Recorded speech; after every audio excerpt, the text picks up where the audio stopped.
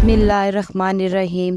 मेरे मुहिब वतन साथियों, मेरे चैनल पर आपको बहुत बहुत सलाम। एक और नई कहानी की तरफ चलते हैं जिसका नाम है दो पुलों की कहानी। जब शास्त्री ने रन कच्छ में शिकस्त खाकर अगस्त 1965 के आखिर में टेटूवाल के सेक्टर में अपनी पसंद का महाज खोला तो पाकिस्तान और आज़ाद कश्मीर ने ऐसे जानबाज पैदा किए जिन्हें पाकिस्तान की तारीख ने अभी पहचाना ही नहीं। वो दुश्मन के इलाके में दुश्मन की हर तरफ फैली हुई आग उगलती फौजों की आंखों में धूल झोंक कर 2-4 की टोलियों में गए और पुलों को उड़ाकर दुश्मन की सप्लाई लाइन की रगें काटती। खुदा के सिवा इन्हें देखने वाला कोई ना था। वो कोई सबूत पेश नहीं कर सकते थे कि उन्होंने अपने मिशन मुकम्मल कर दिया है। उन्होंने जानों की कुर्बानी देकर साबित कर दिया कि इन्हें जो हुक्म मिला था इसे वो किसी इंसान का नहीं, खुदा का हुक्म समझकर आतिशे नमरूद में कूद गए थे। और खुदा गवाह है कि उन्होंने खुदा के हुक्म की तामील जान पर खेल कर की। इनमें कई एक जानबाज पुलों में अपने ही हाथों लगाए हुए बारूद से पुलों के साथ ही उड़ गए। उनकी लाशें ना मिली, जनाजा ना उठा और ना कब्र बनी, और जिनकी लाशें महफूज रहीं और इन्हीं साथियों ने संगीनों से संगलाख वादियों में कब्रें खोद कर वही कहीं दफन कर दिया जहां ना कोई दिया जलाने जाता है, ना जाकर फातिहा पढ़ सकता है। बेशतर इसके कि मैं चंद एक ऐसे जानबाजों की दास्तान शुजाअत सुनाऊं जिन्होंने सितंबर 1965 में मकबूजा कश्मीर में दो पुल जान पर खेल कर उड़ाए थे। मैं कौम को इस बेहिसी का मातम करना चाहता हूँ कि हम स्कूलों और कॉलेज में अपने बच्चों को अभी तक अंग्रेज़ों की बहादुरी की नज़में अज़बर कराए जा रहे हैं। किसी नसाबिक कुतब में अपने किसी जानबाज की कोई कहानी नहीं मिलती। जंगे सितंबर में पाक फ़ौज और आज़ाद कश्मीर फ़ौज और गैर फ़ौजी मुजाहिदों ने कमांडो ऑपरेशन में जानबाजी के ऐसे मुजाहरे किए जिनके सामने अमेरिका और बरतानिया की बनाई हुई जंगी फिल्में कोई हैसियत नहीं रखती। मगर हम इश्क व मोहब्बत के नावल लिखने और फिल्में बनाने में मसरूफ़ हैं, जबकि कुफार हमारी नई पौध को अपनी बहादुरी के कारनामे पढ़ा कर और सिनेमा स्क्रीन पर दिखा कर पाकिस्तानी शुजाअत को इनके जहनों से साफ करते चले जा रहे हैं। वो नौजवान लाहौर का रहने वाला था जिसे लाहौर के गली कूचे नसार अहमद के नाम से और पाक फ़ौज कैप्टन नसार अहमद के नाम से जानती पहचानती थी। लाहौर के गली कूचे उसे फरामोश कर चुके हैं और पाक फ़ौज में उसका नाम कागज़ों के अंबार में कहीं दब गया है। नसार की कोई कब्र नहीं।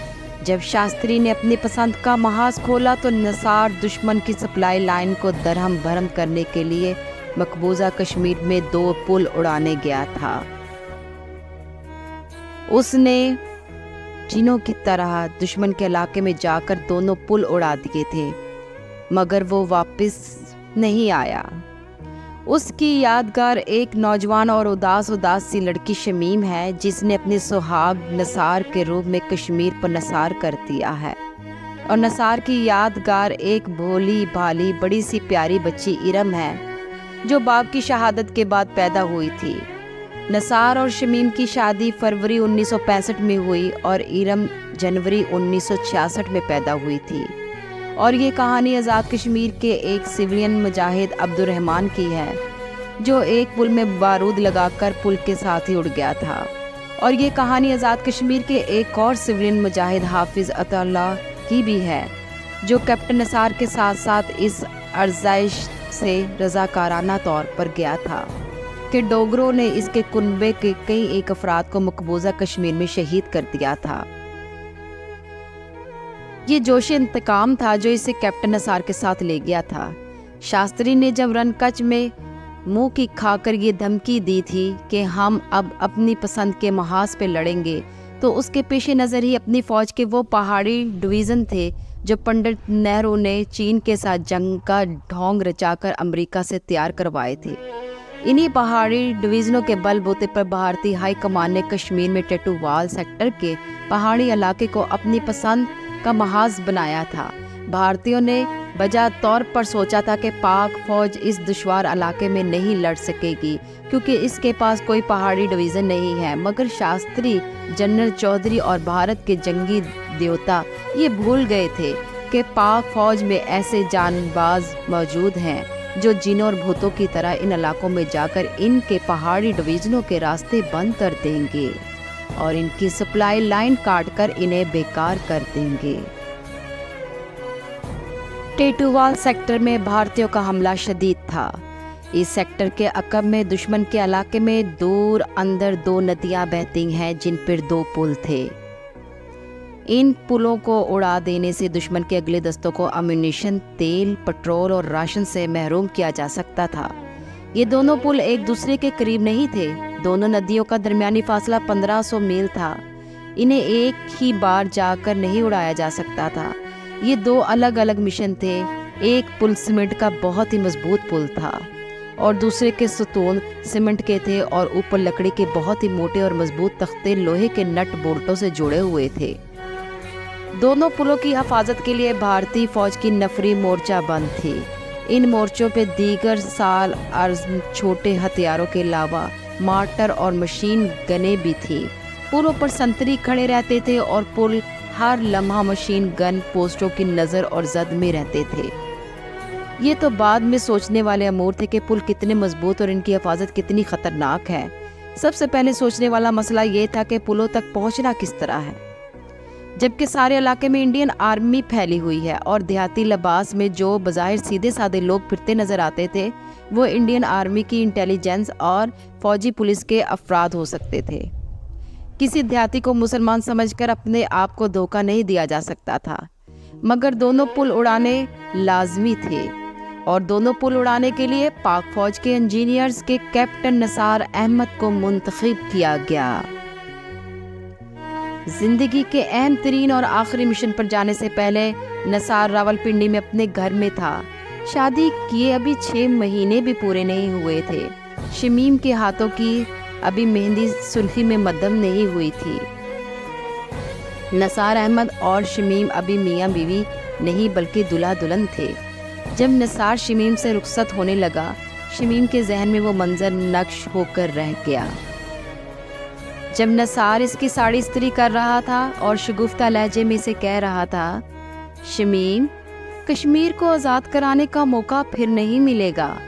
مقبوضہ کشمیر پر شکنجہ مضبوط کرنے کے لیے شاستری نے اپنی پسند کا محاذ کھول دیا ہے۔ مجھے اسلام کی غیرت نے پکارا ہے، مجھے رو کر نہیں ہنس کر رخصت کرنا۔ شہادت کے وقت میری آنکھوں کے سامنے تمہاری مسکراتی ہوئی صورت ہو تو بڑے سکون سے جان دے سکوں گا۔ جس دلہن کی آنکھوں سے عروسی کا ابھی کاجل بھی نہیں دھلا ہو، وہ کتنی ہی دلیر ہوگی اور کتنی جرت مند ہوگی۔ اس کے لیے اپنے رفیق کی یہ الفاظ بڑے سکون سے جان دے سکوں گا زہر میں بھجے ہوئے تیروں سے کم نہیں تھے۔ پاکستان اور کشمیر کی آن ایک دلہن سے بڑی ہی قیمتی قربانی مانگ رہی تھی۔ شمیم کے آنسو نکل آئے۔ آج وہ منظر شمیم کی پلکوں میں نقش ہو گیا اور ایک بات یاد ہے جو اس کے ذہن کی دیواروں سے دن کی روشنی میں اڑتے ہوئے اندھے چمگادڑ کی طرح ٹکراتی رہتی ہے، لیکن شمیم کے دل کے زخم کو یہ مقدس حقیقت سہلا لیتی ہے کہ نثار مرا نہیں، شہید ہوا ہے۔ ملک و ملت کی آن کی خاطر کسی نہ کسی کو شہید ہونا ہی پڑتا ہے۔ اب باری کیپٹن نثار احمد اور اس کے جان بازوں کی ایک قلیل جماعت کی تھی۔ شیوا مرہٹوں کی اولاد 18 برسوں کی تیاری کے بعد پاکستان کو تحت تیک کرنے کے لیے کشمیر کی طرف یہ لغار کا آغاز کر چکی تھی۔ پہاڑی ڈویژن دندناتے چلے آ رہے تھے۔ اپنی انٹیلیجنس نے دشمن کے علاقے کے اندر 2 پلوں کی نشاندہی کی جنہیں اڑا دینے سے آگے آئے ہوئے دشمن کے لشکر کو سپلائی سے محروم کیا جا سکتا تھا۔ پل کو متعلق یہ تشریح ضروری ہے کہ پل وہی اہم نہیں ہوتا جو راوی اور جیلم جتنا بڑا اور مضبوط ہو۔ اکثر اوقات کشمیر جیسے پہاڑی علاقے میں کسی ندی پر چند گز لمبا پل خواہ وہ لکڑی کا ہی کیوں نہ ہو، فوجوں کی فتح اور شکست کے درمیان ایک فیصلہ کن عنصر بن جاتا ہے۔ راوی اور جیلم جیسے بڑے پلوں کو بمبار طیارے آسانی سے تباہ کر سکتے ہیں، لیکن پہاڑی علاقے کے چھوٹے چھوٹے پل ہوا بازوں کے لیے اتنا چھوٹا ٹارگٹ ہوتے ہیں جن پر ٹھکانے کی بمباری ناممکن نہیں، بے حد مشکل ضرور ہوتی ہے۔ اس کے علاوہ یہ خطرہ بھی ہوتا ہے کہ طیارے کو بمباری کے لیے بہت کم بلندی پر لانا پڑتا ہے، جبکہ پل کی قریبی پہاڑیوں کی چوٹیوں پر دشمن کی طیارہ شکن گنیں موجود ہوتی ہیں جو طیارے کو آسانی سے نشانہ بنا لیتی ہیں، اور اگر یہ گنیں نہ بھی ہوں تو تیز رفتار طیارے حملے سے اٹھتے اور گھومتے وقت پہاڑیوں سے ٹکرا سکتے ہیں۔ چنانچہ ایسے چھوٹے چھوٹے مگر جنگی لحاظ سے بہت ہی اہم پلوں کو اڑانے کے لیے چند ایک انسانوں کی قربانی دینا پڑتی ہے۔ کیپٹن نثار احمد انہی جان بازوں میں سے تھا جسے پل اڑانے کے لیے 30 جوان دیے گئے تھے۔ ان میں صوبیدار شبیر عالم ان کا نائب کمانڈر تھا، اور ان میں آزاد کشمیر کا رہنے والا نائک محمد دین بھی تھا۔ کیپٹن نثار کے رہنما اس کے علاقے کے واقف کار آزاد کشمیر کے رہنے والے 2 سویلین مجاہد تھے، عبد الرحمن اور حافظ عطا اللہ۔ جہاں پل تھے وہ ان کی اپنی سرزمین تھی جس پہ ہندو قابض تھا۔ ہندو نے ان کے گھر جلا ڈالے تھے، ان کے عزیزوں کو قتل کر دیا تھا، اور ہندو ابھی تک کشمیر میں مسلمانوں کا قتل عام کر رہا تھا، اس لیے عبد الرحمن اور حافظ عطا اللہ پر دیوانگی طاری تھی۔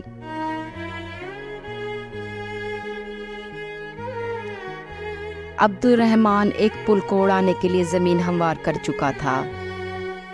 وہ وہاں تک ہو آیا تھا، یہ کسی کو بھی معلوم نہیں تھا کہ اس نے کیا کیا اور کس طرح گیا تھا، اور یہ کسی کو معلوم ہونا بھی نہیں چاہیے۔ عبد الرحمن کا یہ خاموش سا کارنامہ ان کارناموں میں سے ہے جو تاریخ کے دامن میں آ کر بھی راز ہی رہتے ہیں۔ ملک کی بقا اور آئندہ جنگوں کے لیے سود مند یہی ہی کارنامے ہوتے ہیں۔ اب پہلا پل اڑانے کے لیے کیپٹن نثار کو جا کر دیکھنا تھا کہ پل کی لمبائی، چوڑائی اور ساخت کیا ہے، اور اس کی حفاظت کا بندوبست کس نوعیت کا ہے۔ گو اسے یہ ساری معلومات عبد الرحمن سے مل چکی تھی، لیکن کمانڈر کی حیثیت سے اسے خود جا کر جائزہ لینا ضروری تھا۔ اسے وہاں تک جانے اور واپس آنے کا راستہ یا راستے بھی دیکھنے تھے۔ نثار نے اپنے اگلے مورچوں سے دور آگے جا کر اپنے 30 جوانوں کی جماعت کا عارضی اڈا یعنی کہ بیس بنایا۔ وہاں سے پل 3 میل دور تھا۔ ایک اوسط درجے کی صحت والا آدمی 3 میل کا سیدھا اور بے خطر راستہ 1 گھنٹے میں طے کر لیتا ہے، مگر کیپٹن نثار کے 20 سے پل تک 3 میل کا راستہ دیکھتے ہوئے انگاروں میں سے گزرنا تھا۔ دور دور تک بھارتی فوجی مورچے بند تھے، اور اوپر طیارے بھی کبھی کبھی اڑتے تھے۔ اس علاقے میں گھومتے پھرتے دیہاتی بھی خطرناک تھے۔ گھاس کی پتی پتی اور اونچی نیچی ٹیکریوں اور پہاڑوں کے پتھر بھی دشمن تھے۔ شاید ہی کوئی ٹیکری ایسی ہو جس پہ دشمن کا مورچہ یا دیکھ بھال کا انتظام نہ ہو، دن ہو یا رات۔ کہیں کوئی پتا ہلے تو مشین گنوں سے منہ کھل جاتے تھے، اور اس جہنم میں سے گزر کر کیپٹن نثار کو دیکھنا تھا کہ پل کیسا ہے اور اسے کس طرح اڑایا جا سکتا ہے۔ ایک شام کیپٹن نثار اس بے حد خطرناک مہم پر روانہ ہو گیا۔ اس کے ساتھ صوبیدار شیر عالم، نائک محمد دین، عبد الرحمن اور حافظ عطا اللہ تھے۔ دشمن کے علاقے میں پہنچے تو رات گہری ہو گئی تھی۔ وہ لیٹ گئے تھے اور پیٹ کے بل رینگنے لگے تھے۔ پتھریلی زمین پر رینگنا کس قدر صبر آزما ہوتا ہے، اس سوال کا جواب آپ کو صرف اس صورت میں مل سکتا ہے کہ کبھی کوہنیوں اور پیٹ یا گھٹنوں کے بل صرف 10 قدم پتھریلی زمین پر رینگ کر دیکھیے۔ آگے فصل والے کھیت آ گئے۔ جان بازوں کی یہ جماعت اب دشمن کے حلق سے اتر کر پیٹ میں پہنچ چکی تھی۔ وہ کیڑے مکوڑوں کی طرح 1 انچ فصل میں سرکنے لگے۔ دشمن کی گشتی دستے ادھر ادھر گھوم پھر رہے تھے۔ ذرا سی سرسراہٹ یا آہٹ انہیں ادھر متوجہ کر سکتی تھی۔ سمت کا بھی خیال رکھنا تھا، اور یہ بھی کہ رات گزرتی جا رہی تھی۔ عبد الرحمن اور حافظ عطا اللہ رہبر تھے۔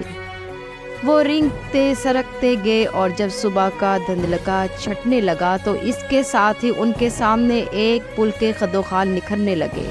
पुल उनके 50 गज दूर था और उससे आगे नहीं जा सकते थे, क्योंकि आगे कोई आड़ नहीं थी। वो सारा दिन वहीं छुपे रहे और गर्दोपेश का जायजा लेते रहे। दिन के वक्त दुश्मन के हिफाजती दस्तों के संतरी बदलते रहे। दुश्मन के वहम गुमान में भी ना था कि पाकिस्तान के जानबाज एक एक हरकत देख रहे हैं। पुल पर से फौजी ट्रक गुजर रहे थे जो अपने अगले मोर्चों के लिए सप्लाई और कमक वगैरह ले जा रहे थे। इससे कैप्टन नसार को पुल की अहमियत का अंदाज़ा हुआ। पुल के मुतल्लिक जो मुशाहदात किए गए, इनकी तफसील ये है कि पुल के नीचे नदी बहती है जो सावन की बारिशों की वजह से सैलाबी है। पुल की लंबाई 150 फीट और चौड़ाई इतनी कि टैंक और ट्रक आसानी से गुजर सकते हैं। पुल की बुलंदी तकरीबन 100 फीट। पुल ईंट और सीमेंट का बना हुआ है और बहुत मजबूत। पुल की हिफाजत के लिए इंडियन आर्मी की पूरी प्लाटून है, जिसकी नफरी 50 से कुछ ज़्यादा है। ये सिख रेजिमेंट की प्लाटून थी।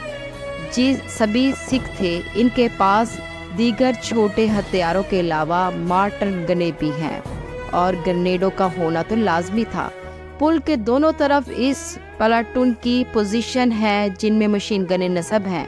पुल के दोनों सिरों पर मुसल्लह संतरी खड़े रहते हैं, जिनकी मौजूदगी में पुल में बारूद लगाना नामुमकिन है।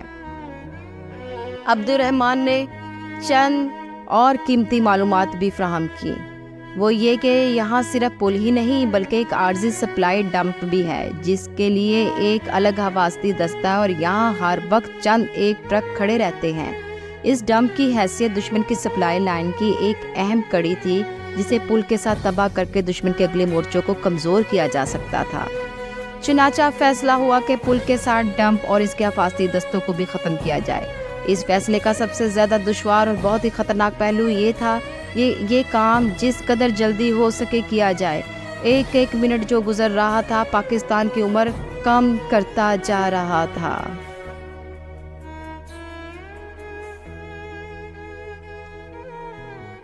कैप्टन नसार और उसके जानबाज सारा दिन वहीं छुपे रहे। शाम गहरी होने लगी तो वतन के लिए वापसी रवाना हुए।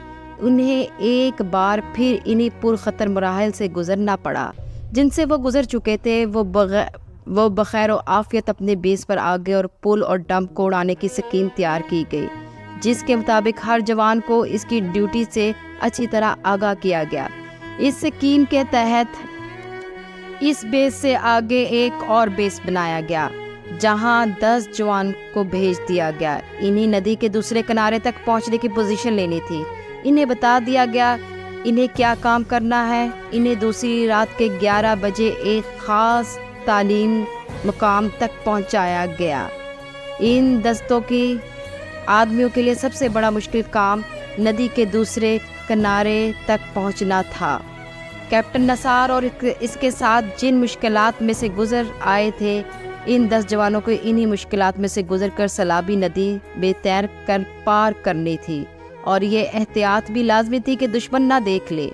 ये ख़ास तौर पर पेश नज़र रखिए कि पहाड़ी नदियों का पानी बहुत तेज़ होता है और अगर नदियाँ सैलाबी हो तो बहाव की तेज़ी इस कदर बढ़ जाती है कि ताकतवर तैराक अगर हार ना जाए तो बहाव इन्हें दूसरे किनारे उस जगह से बहुत दूर ले जाता है जहाँ तक वो पहुँचना चाहते हैं। तेज़ी के अलावा पानी यख ठंडा होता है। ये 10 जवान जिनमें नाइक मोहम्मद दीन भी था बेस से रवाना हो गए। एक रात छोड़कर अगली रात इन्हें नदी के दूसरे किनारे वाले मुकाम पर पहुंचना था। दुश्मन से बचकर वहां तक पहुंचने के लिए जो रास्ता मुंतखब किया गया वो 22 मील लंबा था, जो इन्हें रात की तारीकी में चलकर या रेंग कर और दिन की रोशनी में कहीं छुपकर अगली रात के 11 बजे तक तय करना था।